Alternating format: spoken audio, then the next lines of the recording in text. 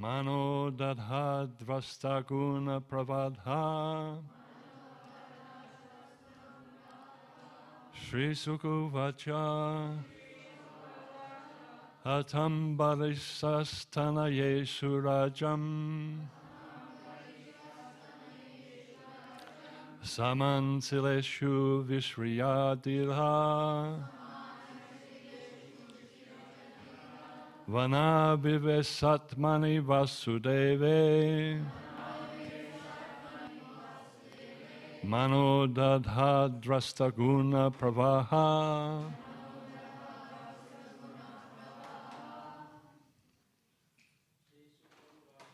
Shri Sukha Vacha.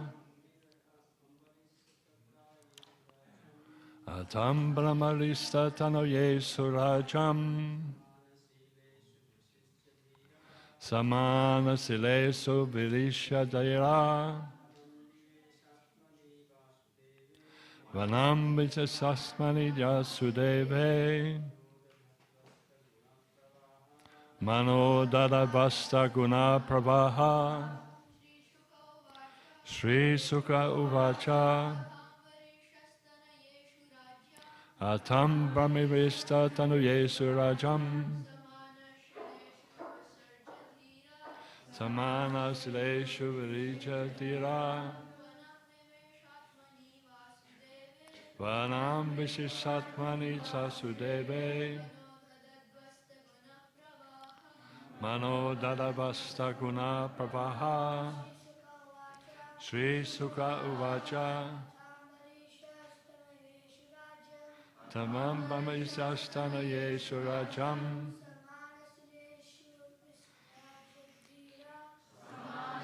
Hesu virashtadira. Vanam vivset sanimani vasudeve.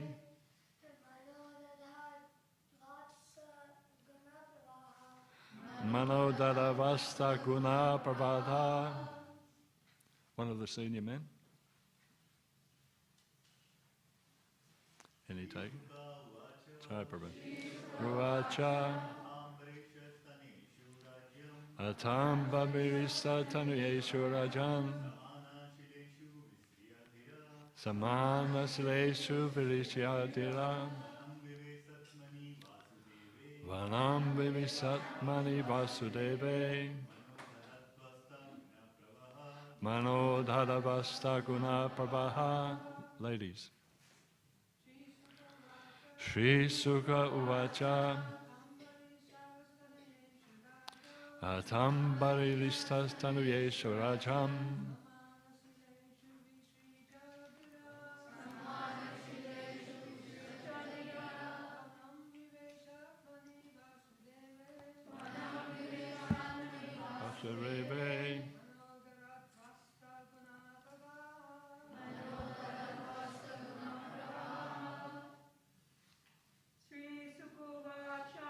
Shri Sukha Vacha.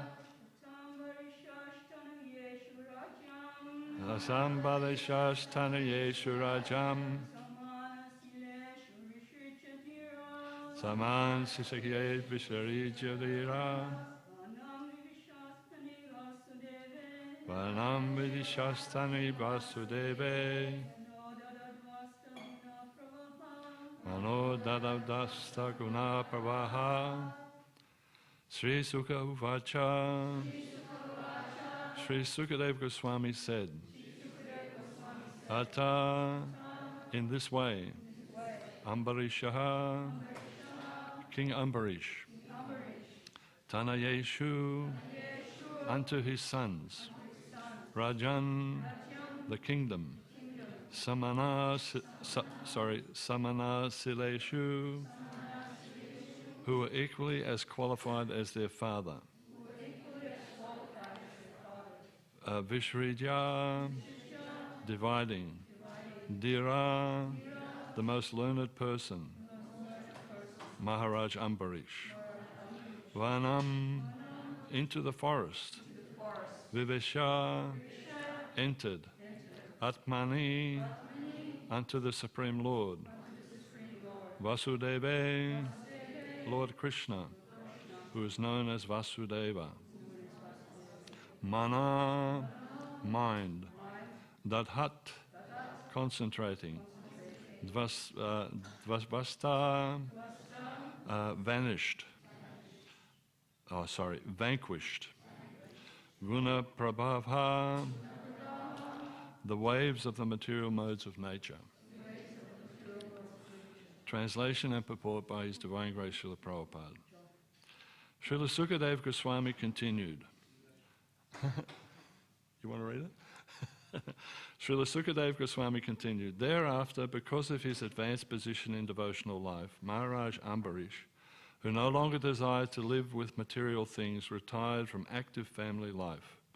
He divided his property amongst his sons, who were equally as qualified as he himself, took to the order of Vanaprastha, and went to the forest to concentrate his mind fully upon Lord Vasudeva.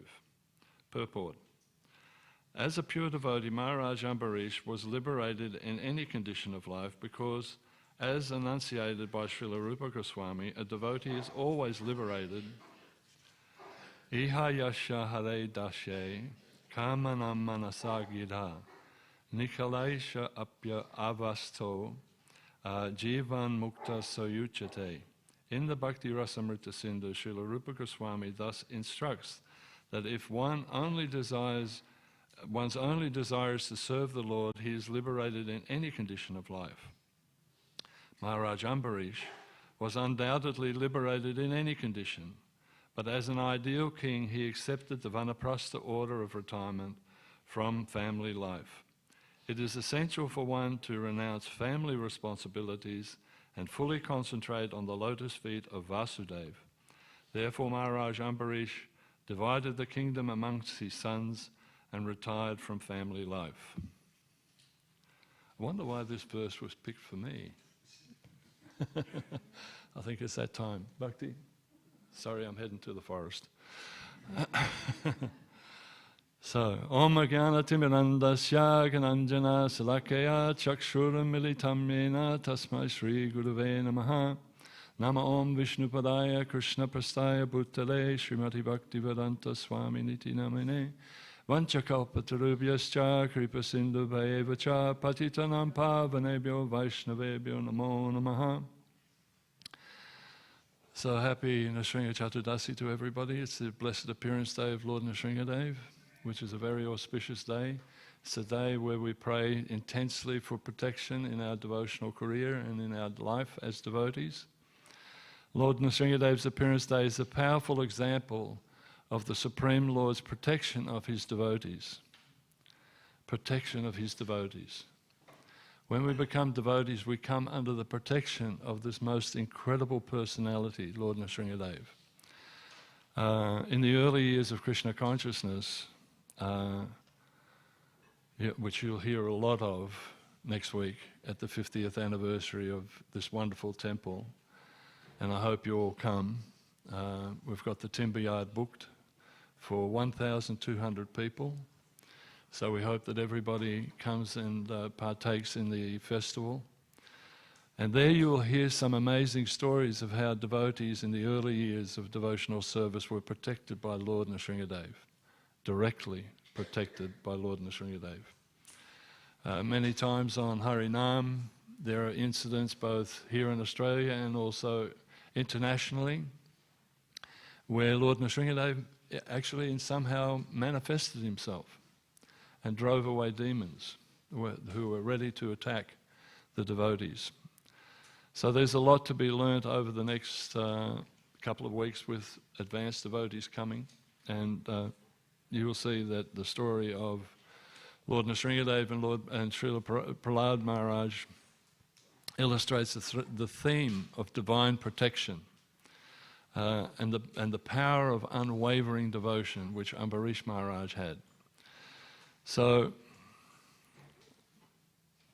and the story of Prahlad Maharaj will no doubt be told tonight by Aniruddha Prabhu at the Werribee Sports Complex, where we're holding the Nrsimhadev Chaturdasi program, and I hope everybody can attend that as well.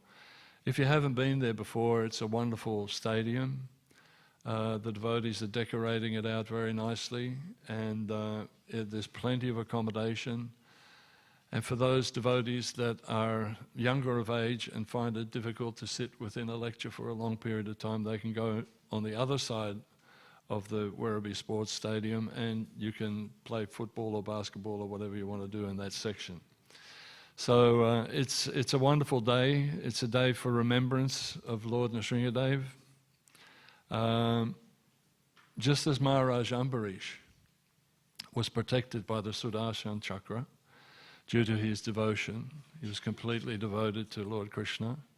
Similarly, Prahlad Maharaj was also protected by Lord Nrsingadev despite the several trials that were imposed on him by his demoniac father Hiranyakashipu.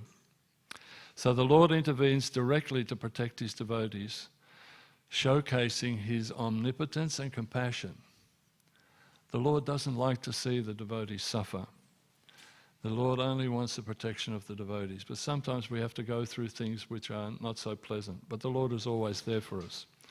So recently, when I was up at New Govardhan, we had an opportunity to buy a booklet from His Holiness Purushottama Maharaj, Bhakti Purushottama Maharaj, called Narsimha. Has anybody seen this book? Did everybody buy a copy? Really, really beautiful book. And in it there's some amazing pastimes of Lord Nrsingadev manifesting himself and protecting the devotees even in this modern age. So at the end of this class, if I get a chance, I'd like to read some of those amazing stories.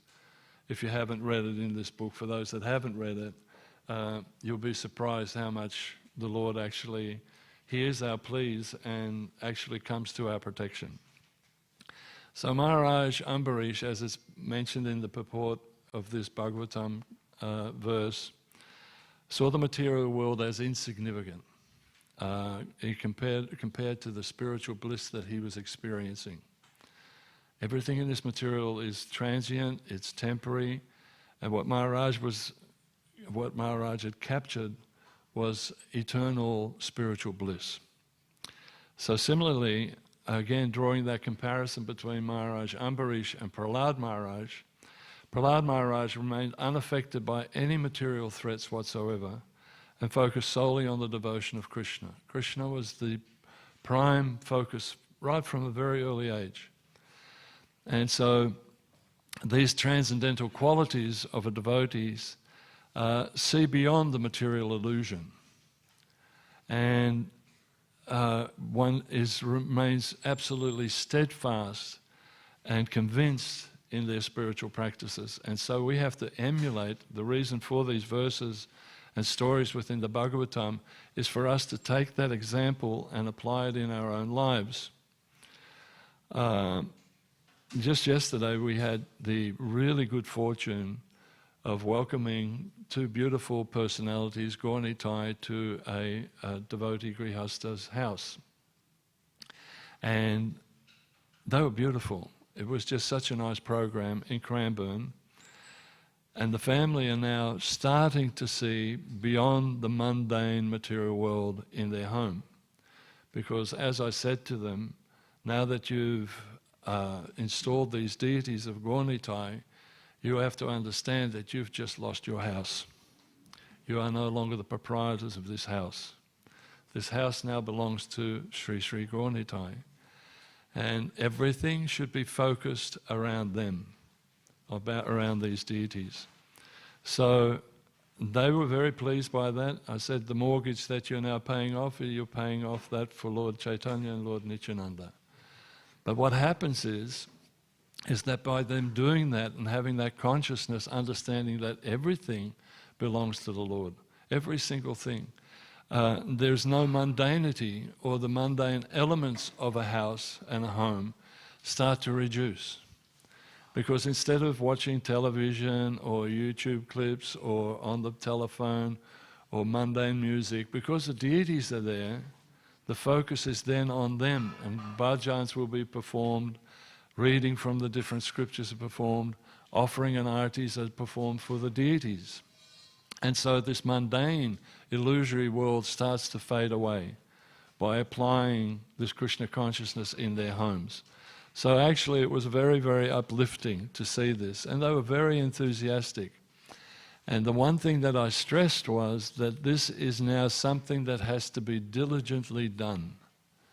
You cannot go back. You have to now be really solid in your worship of the deities. You cannot change that. And unwavering devotion has to be there. So this was really an interesting thing. And I said, what happens is when you actually install the deities of Gaurnitai, Radha Krishna, Jagannathji, Baladev and Subhadra in your homes, your home becomes a spiritual embassy.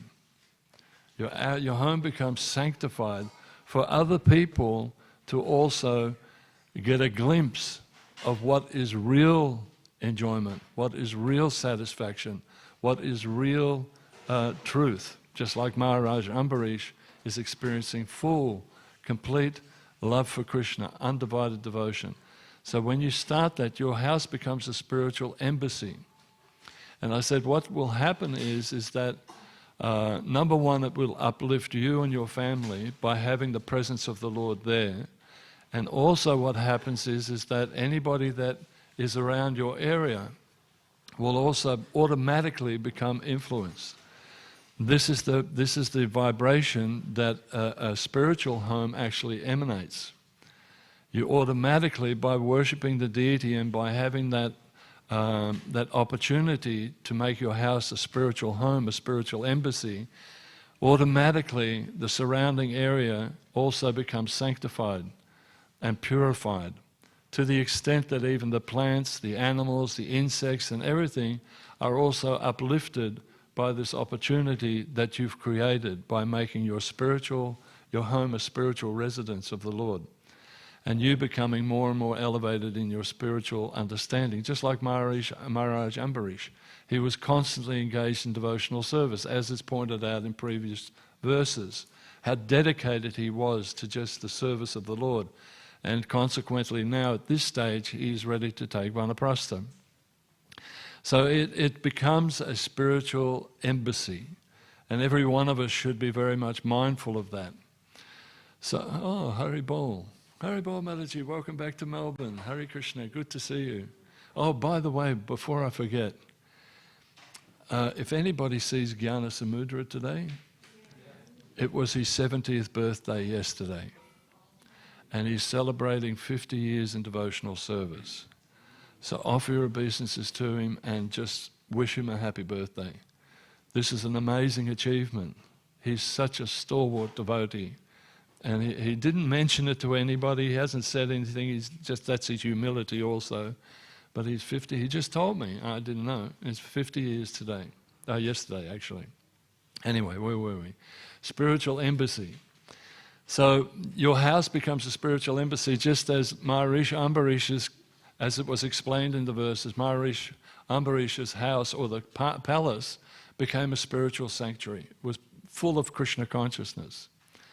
You know, like when you when you have deities in your home, it's quite interesting what happens sometimes. You know, sometimes you have to get workmen coming through, and they don't know what, you know, they're sort of apprehensive when they come into the house, because they sort of think something is wrong here, something is different. And then they come into the main lounge room and there's these deities and they just can't relate. And all they can say is, wow, that's beautiful. And they don't know what it is. But the spiritual energy of the deities and the spiritual environment of the house transforms a person. You know, the beauty of home worship, and this is so important, the beauty of home worship is that you influence people and you don't even know that you're influencing people. Like our next door neighbour, he's becoming exceptionally friendly. We distribute prasadam to the neighbours of food that's been offered to the deities. It's really strong preaching. And like a workman come in there and they just blown out. Yesterday even, actually at the home program, it was so interesting. The next door neighbours of the family that were installing the deities they came in to see what was going on. And these two little girls came in and they saw the deities and they were just amazed. They were looking, like their eyes were bigger than their heads, it's just, wow, taking it all in, and the kirtan that was going on. So, almost. But, so they were really, really enthused about the spiritual program. So what is required is unwavering devotion. So in both stories, both Maharaj Ambarish and Prahlad underscored the power of devotional service. Devotional service is so powerful. Maharaj Ambarish, unwavering devotion, invoked the protection of the Sudarsana Chakra, as I said, while Prahlad's steadfast devotion brought about the force of the fierce yet protective form of Lord Nrsimhadev. Also, the other aspect that is there also within this story is that of great compassion. And the similarity, again, I'm drawing an example, a similarity between Ambarish Maharaj and Prahlad Maharaj, is that they both had incredible compassion, which is a benefit or a side issue of developing full devotional fervour. They both had incredible compassion. Ambarish Maharaj prayed for Durvasa Muni not to be slaughtered by the Sudarsana Chakra. Irrespective of how he felt, or he didn't feel offended, even though he was offended, he still had that compassion for Durvasa. And similarly, Prahlad Maharaj was praying for his father Hiranyakashipu, even though he had persevered with so much persecution. So this is the nature of a pure devotee. Not only are they concerned about their own self-elevation and their own development and love for Krishna, similarly they have great compassion for people that are around them. So devotees have to cultivate these qualities of steadfastness and devotion and compassion in our own lives in a variety of ways, and Srila Prabhupada has taught us how to do that. We're so fortunate that we have clear and concise instructions that Srila Prabhupada has given us. The first and foremost thing which is told to us is that somehow or other, I know it's difficult sometimes, but somehow or other we have to wake up early. To capture that Brahma Muhurta hour is so important. It sets you on the path of self-realization. If you can make that little surrender to get up early and perform devotional service and your sadhana at that stage, that is so beneficial. And I'm talking to grihastas, mainly. The boys and girls that are living here at the temple, automatically it happens. But in grihasta life, we're at our own devices. We've got our own agenda. No one is there to tell us, why weren't you at Mangalarti this morning? In the early days, we used to have a lady standing at the side of the door here and ticking your name off, grihasta or someone living in the temple. Why didn't, and then the temple president would come up to you and say, why weren't you at Mangalarti this morning, Bhakta?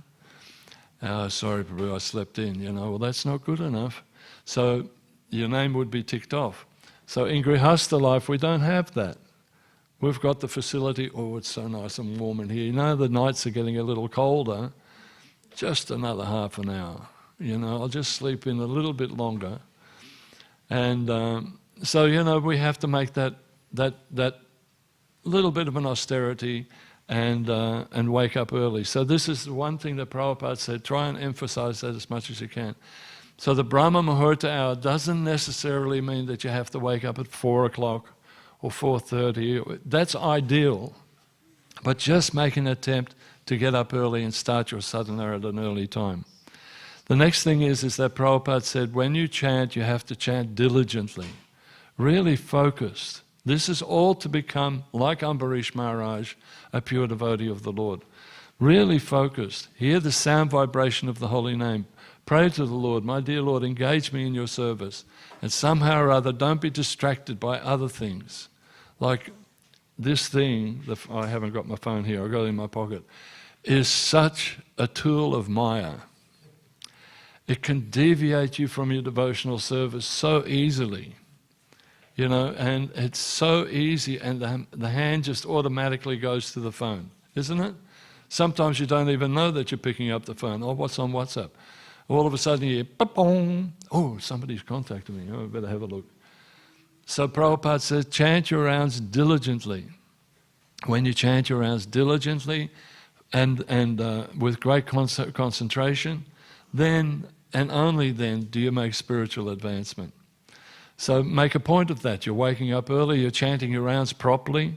Hear Prabhupada. I actually like to hear Prabhupada chanting. I don't know if they still do this in the temple with Prabhupada chanting in the mornings. Do you have that on anymore? I really like Prabhupada chanting when I'm chanting. It's just like you're having that association with Prabhupada in that very, very auspicious time. And every now and again you hear Prabhupada say, sit properly. And you sort of, oh yeah, okay, better. So this is really important. So wake up early, chant your rounds early, eating only prasadam, that you have deities at home, that you offer all your food to Krishna. Everything. I was advising the devotees that had their welcoming ceremony for Gaunitai. Now everything should go through the Supreme Lord, the deities that you've now asked to come. Now one thing I wanted to mention, you know, sometimes we have an opportunity to, well, you know, we need to when we're in our work situations and stuff, and sometimes we're out there and we don't necessarily have a chance to be home and offer prasadam, or we may not be here at the temple to have prasadam. So then sometimes we go to restaurants.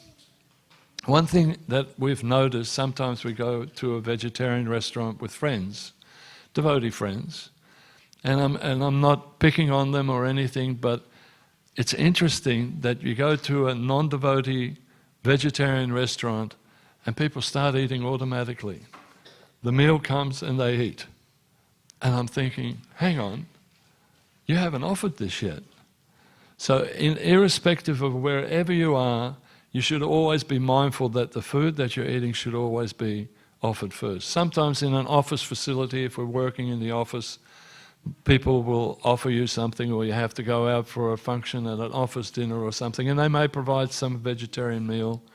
I mean, I have that when I do my interfaith work. They invite me to, you know, like an iftar dinner from the Islamic community, or the Jewish synagogue invites me to, and as a sign of appreciation for that other faith tradition, you have to come along. And it'd be impolite to actually say, I'm sorry, I can't eat your food. So I make it quite clear, I can't eat meat, fish, eggs, garlic, onions, like that. And they go out of their way, actually, it's amazing, they go out of their way to cook something specifically for me, and then I offer it. And this is really important. So eating prasadam, because that's spiritual nourishment. That's your sustenance. You know how bodybuilders have their protein shakes and all that kind of stuff. Our spiritual protein shake is prasadam. So we have that. We follow the regulative principles diligently. We associate with devotees.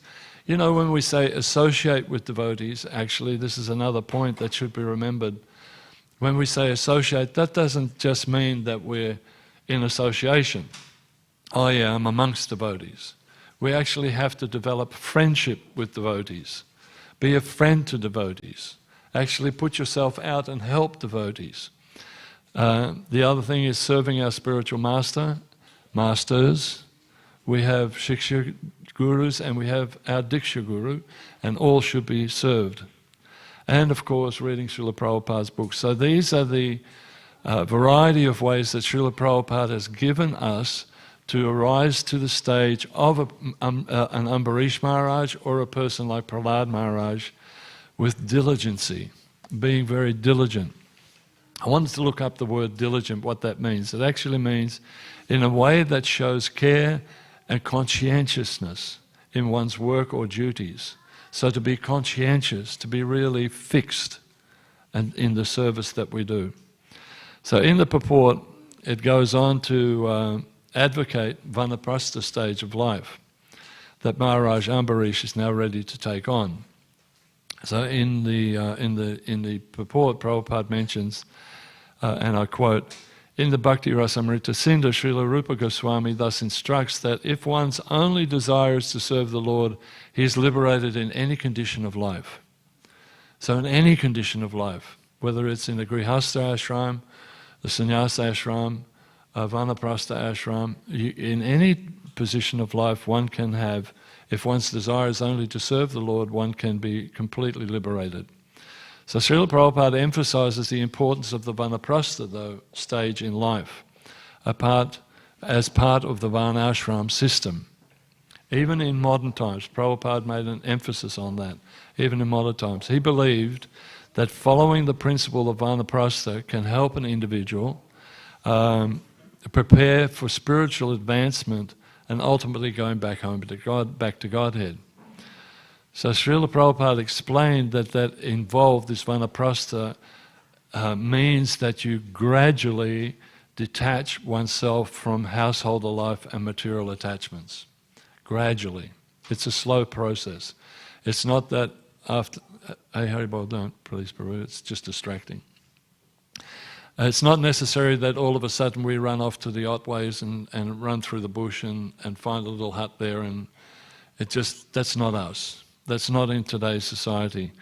The stage is meant to prepare us for complete renunciation, to completely give up material attachments to this material world, as Maharaj Ambarish is showing. So the Vanaprastha stage is something that we should be, both for male and female, we should be actually ready to accept. And it's really interesting, you know, when Kadamba Maharaj used to come on a regular basis here, as many of you know, he was a personal friend of Bhakti and me. We grew up together in devotional service. It's a pity he won't be here for the 50th anniversary, but he and his wife used to perform service here in Melbourne, and we were friends, and then they separated amicably, and he became a sannyasi. And every time he would come to Melbourne Temple, he would get me aside and say, "So Bhakta, when are you taking sannyas?" I thought, oh God, Maharaj, please get off, you know. And every single time, every single visit, he would find some little space where we would get together, you know, and he'd hug me and everything, and then he'd whisper in my ear, "So Bhakta, when are you taking sannyas?" So, I'm not ready for it, Maharaj, I'm really not ready for it. Well, then you should be. And so this is now this Vanaprastha stage of life. One has to deepen one's relationship with Krishna and focus on spiritual goals. So we're very fortunate in this temple. Actually, sometimes we just don't realize how fortunate we are living in this temple. There are many people that complain about this temple, oh, you should be doing this and you should be doing that and everything, but we are so fortunate in this temple. Because, you know, even Aniruddha Prabhu and the Melbourne executive are working on a strategic plan. Everybody heard about the strategic plan that's going on here in Melbourne for the future of ISKCON? So, and planning for the temple and the Australian Yatra, and planning for retirement. Retirement. Somehow or other we have to give up some things. Just as he's ready to start relinquishing the role of TP, I'm ready to give up certain things as far as communication. We have to slowly edge our way into this. But because we're fallen conditioned souls, it's going to take some time. So as Prabhupada is mentioning, it's a gradual process. We have to do this very gradually. And we've started. And you know what? It's actually really beneficial. It's actually so enlivening and enlightening to actually fill your day more and more and more with Krishna consciousness. And so we're very fortunate. So Srila Prabhupada acknowledged the challenge of modern life. You know, how can you do that? You know, how can you renounce it? But encouraged the devotee to adapt principles of Vanaprastha to their circumstances. So we have to use a little bit of intelligence. How can I renounce this a little bit more? It's not that we do a false renunciation, like, I've got nothing to do with you anymore, or, you know, in a husband-wife relationship, you know, that's it, don't talk to me anymore. it has to be done in a way of conducive and loving relationship. And it might include things like material responsibilities. You know, material responsibilities can be given to either your children, or as we've found out, surrogate children. We have our children, but unfortunately they're not interested in Krishna consciousness. And so what to do? You, like Maharaj Ambarish, wants to pass on his kingdom to his sons, who in the verse were reported as being as good as Maharaj Ambarish. And so, you know, we in this material world, sometimes our children are not following in the path that we want, that we're following in devotional service. And so what to do? As Kadamba Maharaj would often say, what to do, what to do? Well, what to do is that we're so beautifully situated here in Melbourne Temple, in that, like Bhakti and I are so fortunate to have surrogate children. Children whose parents are living in India and they miss their parents, and so they still want some parental sort of connection, and they adopt Bhakti and I as children, as parents. So we have to, and then designate some of the responsibilities over to them.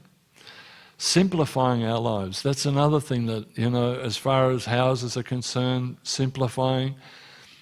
Although that's not easy, as most of you know, Bhakti and I live in a reasonably large house, and it has a facility for a studio and so on and so forth, which is the work and the devotional service that I like to do, and I'd like to do more of. But it's interesting, you know, like last week we had to go for the AGM at New Govardhan, and we got a taste of renunciation there, because Bhakti and I were put into what is commonly called a tiny house. Well, my spiritual master calls me Tiny G. You know, Hridayananda Maharaj is quite a small person, and when I meet with him, I sort of tower over the top of him, so he calls me, my nickname is Tiny G. And so this was Tiny G in a tiny house. And if that's renunciation, boy, I've got a lot to learn. Because I was bumping my head on different things and moving around was really awkward. So reducing and simplifying life is one thing, but it has to be done very, very slowly. Maybe not in a tiny house. But the husband and the wife have to work together in this transition. And you may think, well, you know, I'm still young, I'm 35, 40. Believe me, it creeps up on you, and all of a sudden, wow, I'm 70 years old. Time is, Prabhupada actually said Vanaprastha should start at 50. You know, so, but at 70 years old, you know, yeah, maybe I should start thinking about being more renounced. So that's why we're trying to achieve here, and this is what's the message of the Śrīmad Bhāgavatam that's been given here by Prabhupada in this purport. Srila Prabhupada emphasizes the importance of community and guidance from experienced devotees. We can't do this on our own. We're not an island. You know the old song, some of you may remember, Simon and Garfunkel, I am a rock, I am an island. Well, we're not. We are linked to our brothers and sisters in devotional service, and we need their support. We need their guidance. We need their support and guidance. Senior devotees to guide us, to direct us.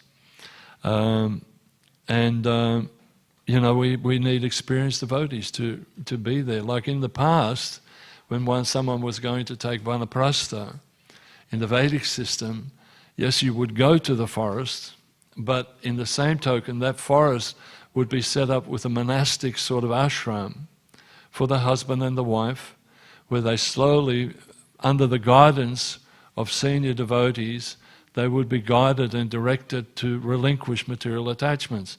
That's not at the moment in our modern day life, but we do have the association of all of us, and we should encourage and look after one another and understand, oh, this person is trying to be more renounced. So we need to have that engaging, supportive, spiritual connection. and navigate our way and transition our way to Vanaprastha and maintain their spiritual focus. It's so amazing how time flies. You may not, you've heard old people speaking about this before, right? Oh, you're so lucky being 30 or 40. You watch, before you know it, you'll be an old person. I used to say it myself. But before you know it, you are an old person. All of a sudden you look in the mirror and you think, hey, is that a grey hair? Or is that hair coming out of somewhere where I thought I'd never have hair? It's just, it automatically happens. Or you see the kids that grew up with you, that were born, and then all of a sudden they're getting married, and time is just so fleeting.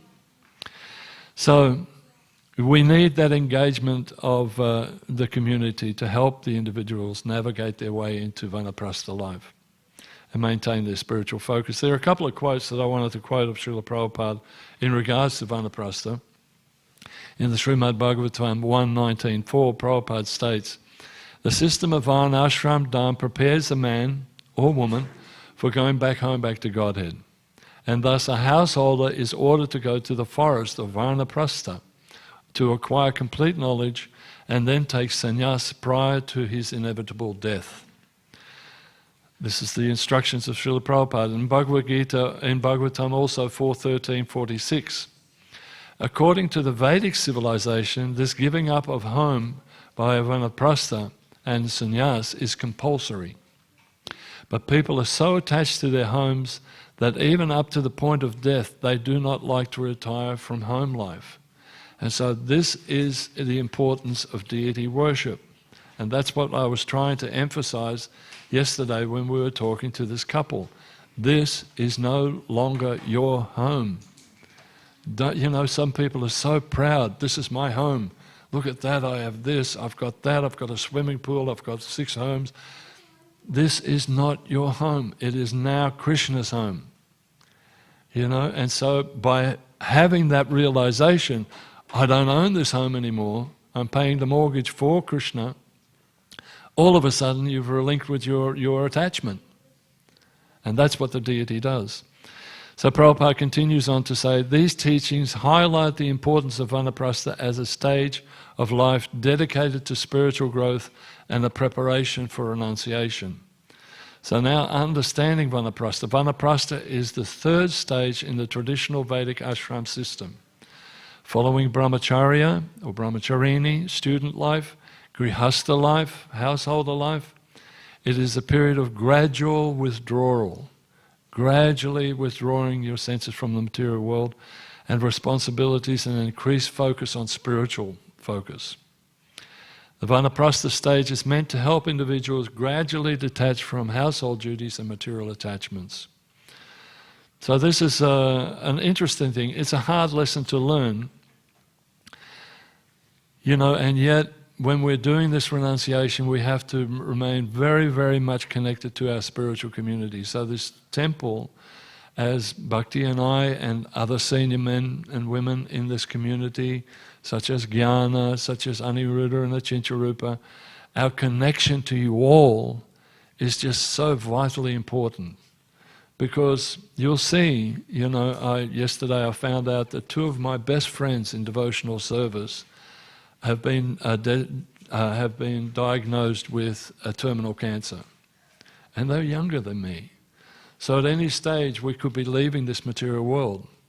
We did this for the 50th anniversary. We're asking all the senior devotees, some of our old friends from the 80s, and can you come? And we're finding out that actually, this one can't come because he has liver cancer.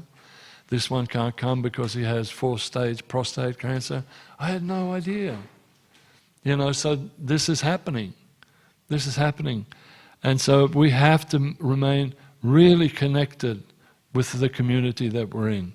And in a sense, on behalf of those grihastas that are entering this stage of renunciation, we look to you, the younger generation, to help us, to support us in some ways, not financially or anything like that, but with friendship. Pray for us that we can actually make it. Because as we've seen within our ISKCON community over the years, and again, if you've been around like Yana and ourselves over the last 45 years, you've seen that even great devotees have fallen flat and have succumbed to Maya. So the key is to work at being more and more renounced in a very natural way and not a false renunciation way. Falgun Vairagya is called. But genuinely strive to be released from attachments. It's not easy. You know, there are many enticements. It's not easy to be done. But we have to diligently pray. Pray like anything, especially on these days with the appearance day of Lord Nrsingadev. Diligently pray to Lord Nrsingadev. Not that someone protects you from an illness, not that someone protects you, that the Lord protects you from an adverse condition or someone attacking you. That's there. But you pray to the Lord, please my Lord, protect me from myself, from falling into Maya. You know? There are many, many stories within ISKCON. ISKCON has a very short history. And great devotees, really great devotees, as we'll hear, you know, at the 50th anniversary, great devotees have fallen away. And so we have to be exceptionally careful. So this lesson from the Bhagavatam, we can derive from this passage of the Bhagavatam, is the strength of Maharaj Ambarish. The strength that he had, the diligence that he had to remain fixed at the lotus feet of Krishna. And he was able to do that renunciation. If we remember from this one class, this one word, diligence. Remember the word today, diligence. To be diligent in our devotional service, to be conscientiously always attached to devotional service. One service to the Lord. Never ever deviating from the service to the Lord in our practice of devotional service. Now, if you have, can I just briefly read a couple of these different sections of the amazing pastimes of Lord Nrsingadev? Is that okay with you? So this is a wonderful book, and one that I'd like to read out is Burnt Eyes Cured by the Lord's Mercy. So on October 28, 2006, Chandravati Rai, a 14-year-old son of Radhakund Gopal Das and Padma Radhika Devi Dasi, injured when a firecracker was exploded in his face. He was immediately rushed to hospital. The doctors said that he suffered from second-degree burn injuries on his face and suggested facial dressing immediately, chemical grafting after a fortnight, and then plastic surgery after 6 months or a year. Next morning, the parents requested Pankajangari Peru, everybody know Pankajangari? To offer special offerings to Lord Nrsingadev for a speedy recovery of Chakravarti Raj, and which was duly performed. For the next 2 days, he was lying in a bed without so much as a movement. He could not even open his eyelids. He was taken to Disha Eye Hospital in West Bengal, where he found that the carina, the white portion of the eye, took the burn injury and the pupils were unharmed. Hence, they would not be problematic with his sight and treatment of 15 days and cure the carina. On the 2nd of November morning, Padma Radhika Devi Dasi approached the Guru Maharaj, His Holiness Jayapataka Swami, and told him of what had happened. He jested that he will pray to him and applied and to apply Nrsinga oil on her forehead. And he applied Nrsingadev oil on her forehead. The same morning, Chakra was taken to Calcutta for treatment for his facial injuries.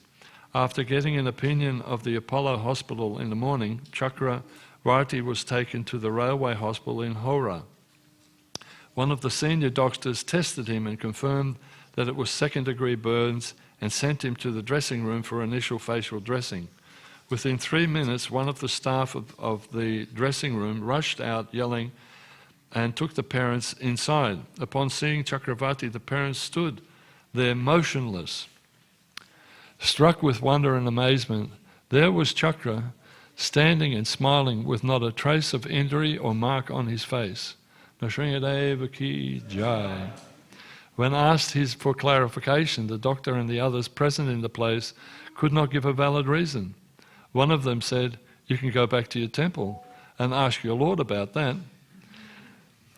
So this is the Lord's miracle. All glories to Lord Nrsimhadev and all glories to Sri Sri Radha Madhava. There's another one. Can I read another one? So this one was conceived child by the mercy of the Lord. Once Lord Nrsimhadev worship was going on as usual when Pujari noticed that one flower fell from Nrsimhadev's garland. The Pujari asked the visitor if anyone was offering any special prayer to Lord Nrsimhadev. You know how that sometimes happens, a garland? That's auspicious. The visitor in front did not say a thing, but from the back one lady came forward with tears in her eyes. She said, "My daughter got married 4 or 5 years ago and she has not conceived a child till now. People in my son-in-law's house considered that this was very inauspicious. So I was praying to Lord Nrsimhadev that he might help her in this desperate situation.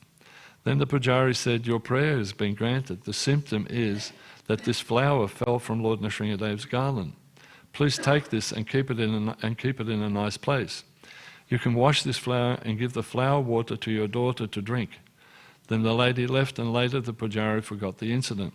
After 1 year, the same devotee, along with her daughter and son-in-law and newborn baby, came smiling to Nrsimhadev. She reminded the Pujari about the garland she reminded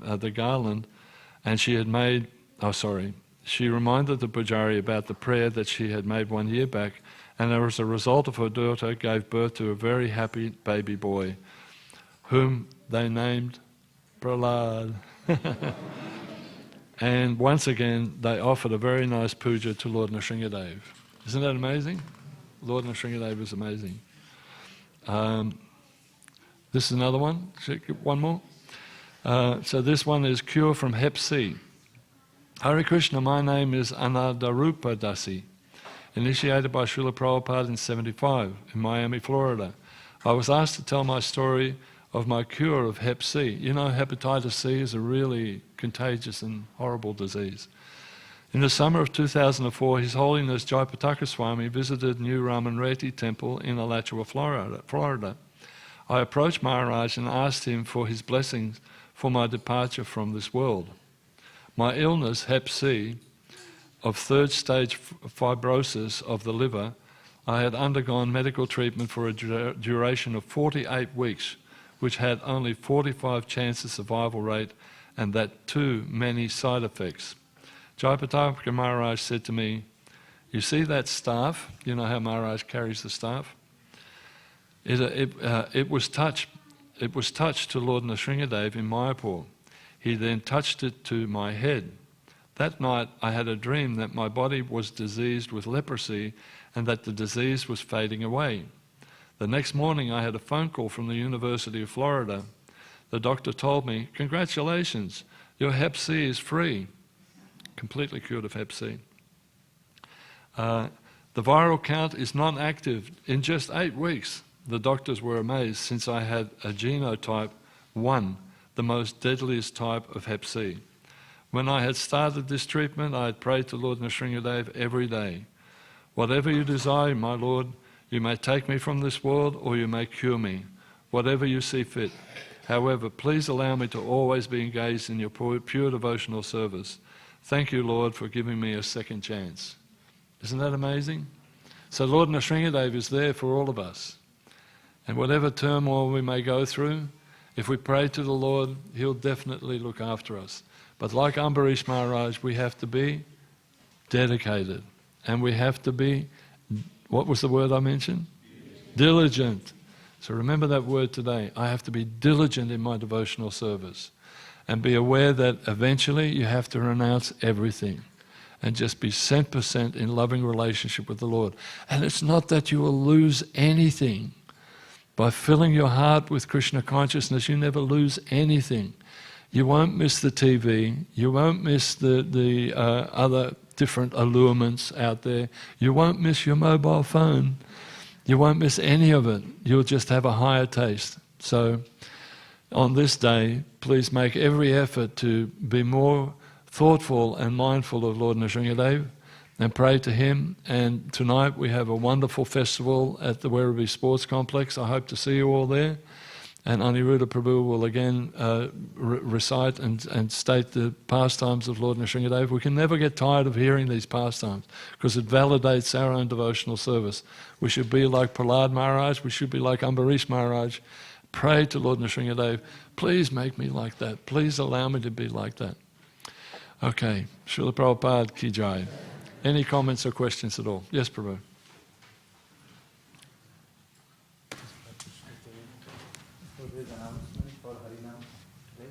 Oh, read it out, Prabhu. Yep. Okay. Hare Krishna.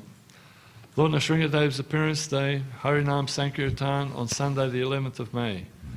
Walking through Crown, South Bank, Flinders Street Station, Elizabeth Street, Hardware Lane, Vic Market, Lygon Street and Swanson Street.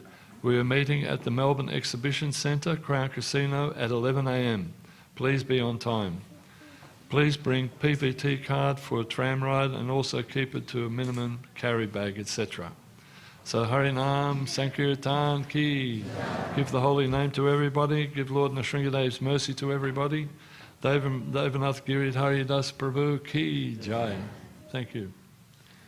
Any comments or questions at all? Haribol Mataji, good to see you. Yes, Prabhu. Hare Krishna.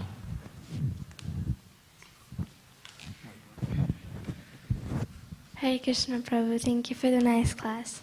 Prabhu, I have a friend, and I was talking to her about Krishna consciousness, and she really likes the process.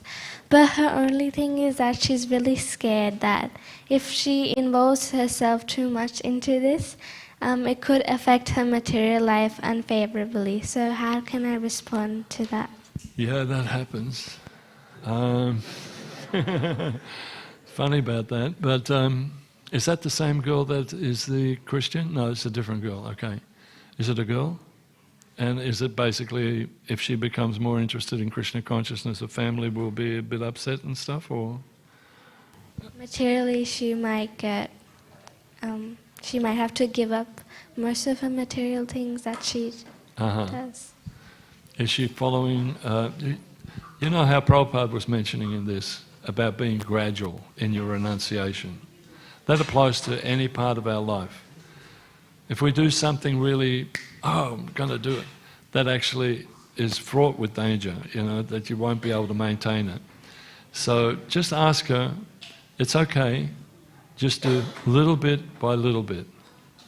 And honestly pray to Lord Nrsimhadev, you know, that somehow or other. Is she at that stage where she could pray to Lord Nrsimhadev, or? I mean, she asks questions, so maybe I feel so like she's at that really early yeah. stage. Okay, tell her, is she chanting any rounds at all? She tries to chant around. Like she tries to. She tries? Yeah. Have you asked her to chant one round every day? I asked her last year on Janmashtami, and she did chant She did around, it? Yeah. Okay. So you just have to be really gentle with it. You know the most important thing, and I've mentioned that to you before, it's more your association and your friendship that's everything, you know? And that will bring her eventually, because if a person is sincere and they see a loving spirit in you, a loving devotional spirit in you, they want to have that as well. And so you just gently, ever so gently, give her as much prasadam as you can. You know, not overly, you know, like, eat that, more over, you know. No, but just gently bring her sweets and stuff and maintain a good friendship with her. And then slowly let her introduce just chanting one round. You know how you chanted that one round last year for Janmashtami? Would you be a friend to me and help me chant one round today and with me, just the two of us? Like that. And then Krishna will make the arrangements. Sometimes, like even in the 70s when we first came to Krishna consciousness, we sort of did the wrong thing and we just went all out. You know, we just, we're Hare Krishnas, you know. And the fallback was just really, really negative. You know, our parents couldn't relate to it at all. They became very upset, you know, and so on. So if we had our time again, we would do it very, very gradually and gently to ease them in. As it was by Lord Nrsingadev's mercy, they were very appreciative after a period of time. My brother, when we came to Krishna consciousness, he wouldn't speak to me for 9 years. 9 years. We would be in the same room together and he would just not acknowledge that I was there. So I used to pray for him, and pray, look, I hope he understands what we're doing. And then one day I was with my parents and I was explaining to my parents the different aspects of Krishna consciousness and how we're doing this welfare work and providing meals for people in need. And we're following very rigorously the process of devotional service and so on, And my parents were receptive and he happened to be there. But he wouldn't be at the table where I was with my parents. He was off in the lounge room, but somehow he was listening, right? And at the end I went out of my parents' house and he came running up to the door and he said, "Is that true what you actually do?" And I said, "Yeah, that's what it means to be a Hare Krishna, "Oh, okay then." And from that day we started talking to each other. And he became really interested in Krishna consciousness as well. And so, and my other brother also, they couldn't understand what was going on. But slowly, just being friends, maintaining a friendship, not cutting our relationships, being very tolerant and appreciative, Actually, it was really interesting, at the time that my brother passed away, his wife came to me and said, "You're the only real spiritual person that I know. Could you please be with him at that time that he's passing and do all the rituals that you do? I don't know what you do, but I don't care what you do. I just want you to do it for my husband." So that's the thing. Just gradually, just do it bit by bit by bit. And you'll see the results. And pray for her, Prayer is a big thing that sometimes we forget in Krishna consciousness. I'm just chanting Hare Krishna, but you can pray. Pray, in the Brahma Muhurta hour, and that's again the beauty of having deities in your home if you don't live near the temple. The deities are there to hear you, they're personalities.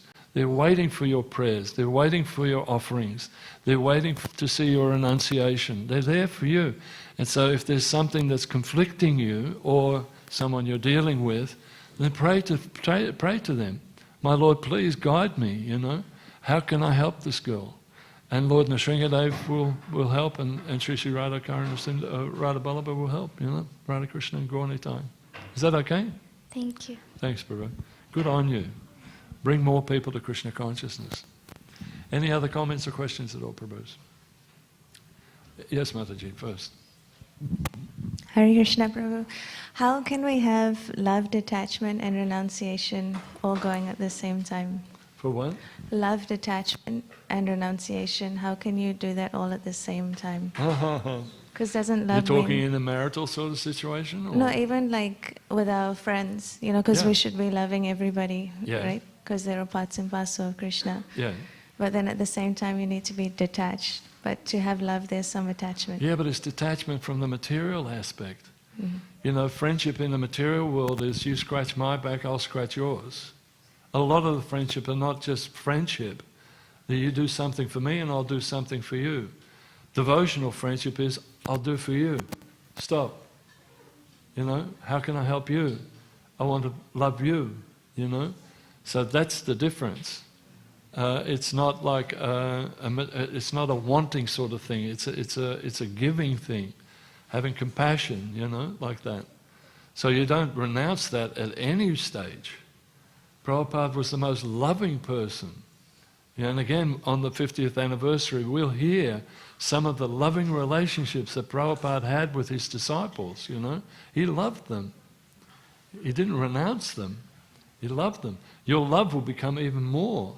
Because ultimately it's all about love. It's all about devotion, So you're wanting to give more to your friend. And then in the spiritual world, like us, just friends of ours, and we'll go through that as well at the 50th anniversary. There's we're going to have a bereavement segment of all the devotees that have passed away, you know, just like Mataji that just passed away, you know, and the glory that they brought to our lives, you know, and then the thought that eventually we're going to again have that friendship, that loving friendship in the spiritual world. You know, we're going to go to the spiritual world, and yes, you're going to meet Krishna. Krishna's going to be there, and then you're holding hands with Krishna, walking through the fields or whatever, and then, you know, you go, hey, there's such and such. Wow, you know, and there's the other one, there's my friend. That's real friendship. Friendship in the spiritual world. You'll take them to the spiritual world. Does that make sense? Yeah. So you never renounce love. Never. Never, never, never renounce real love. That's bhakti, you know? No, bhakti, just this lady first. Or did you want to make a comment on that? Okay. Yeah. Prabhupada often mentioned that the grihastas in Krishna consciousness are grihasta sannyas. Yeah. He quoted the term grihasta sannyas. So even as a grihasta, we are already renounced. So the whole point is not to give up things, but to give up the consciousness that we hold about that thing. So if it's a material consciousness that we hold about that thing, that's what you're renouncing. But if you're engaging everything in Krishna service, including your relationships, that's already renounced. You're engaging everything in Krishna service. Thanks, Mark. Yes. Hare Krishna, Prabhu. Haribol. How would you introduce Lord Nrsimhadev to someone who's completely new, doesn't know much about Krishna consciousness, and is not Indian, from an Indian background? For a Western person? Yeah. Yeah, I mean, that's a good one to ask. It's interesting, you know, yesterday, just as an aside, Bhakti and I were the only Caucasian people at this function of the Gaunitai, and the two kids came in from next door neighbour, and they like looking at us like, what are you two guys doing here, you know? It was really funny. But yeah, it's again, you have to do it in slow progression. You know, like Lord Nrsimhadev is pretty intense, you know, to get that across to a Western person. So I wouldn't introduce it from the very start. Similarly, you know, like Lord Jagannath is another one that's sort of like, whoa, you know, to get your head around Lord Jagannath, this abstract form of the Lord. But you'd be surprised what people can take, you know, if you explain things in the proper perspective. When it comes up, you would have to relate the whole story of Lord Nrsimhadev and who Lord Nrsimhadev is. If you just say Lord Nrsimhadev is half man, half lion, and he rips the intestines of the demons. Okay, that's a bit hard to take. But if you actually explain how he is the manifestation of protection. Now the manifestation of protection, what do you see as the most fierce animal in creation? And if you watch any YouTube clips of lions, it's like they are powerful. And so half man, half lion, and this form of God is there to protect you. And in one sense, it's irrelevant what the Lord looks like, in a sense, you know, because he will protect you either way. Like even with Ambarish Maharaj, it was the Sudarsana Chakra. How do you explain the Sudarsana Chakra? It's a plate that follows you around and chops your head off. Again, it's like the whole Vedic teachings are just fantastic, you know.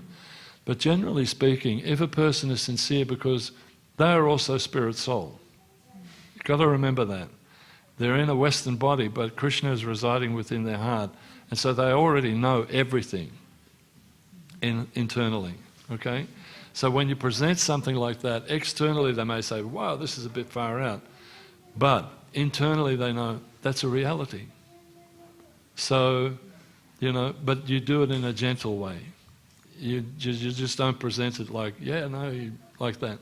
It's more like you explain the whole scenario. This person, this young boy, was a devotee by the mercy of the Lord from a very early age, but his father was a tyrant and simply wanted him to follow in this tyrannical sort of dynasty.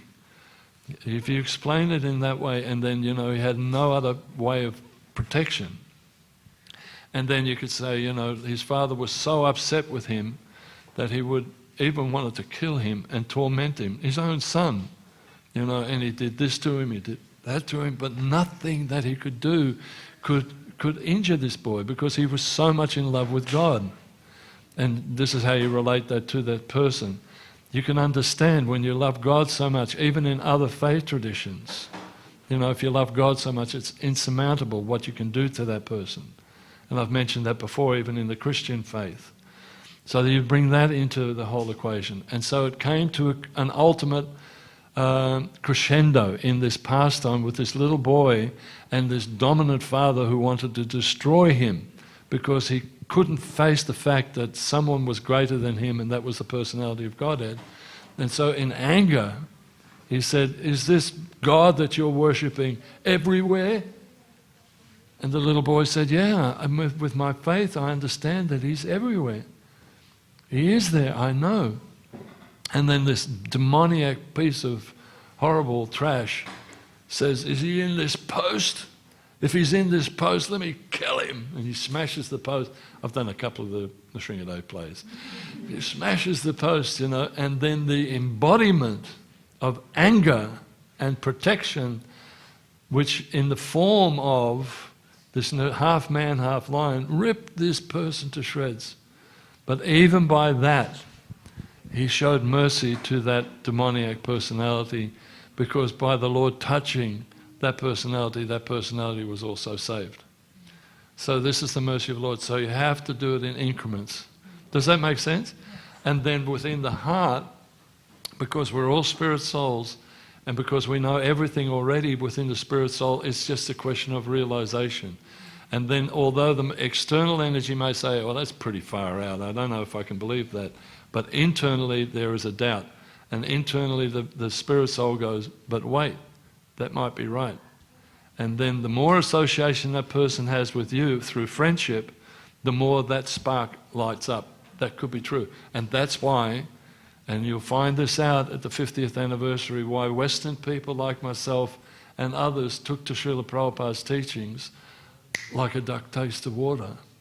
That's it. We have to follow. You know, because that spark within you, that soul within, the soul within you already knows.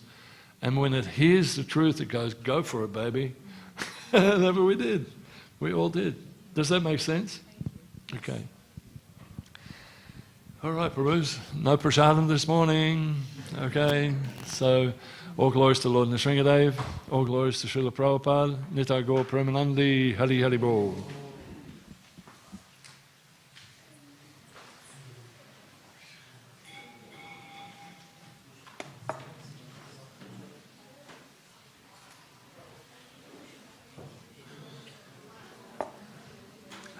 Hare Krishna. That's okay. Come a little closer, I can't hear you. He said, like, I've heard this several times that the Holy Spirit speaks. So we really don't. And knowing that, when we look at people getting killed in the name of religion, Yep. look at India, when they was on attack. Yeah. When you say when people got killed, shot, because they just asked why you're Hindu or Muslim. And now that I've heard that, they are the same spirit soul like us.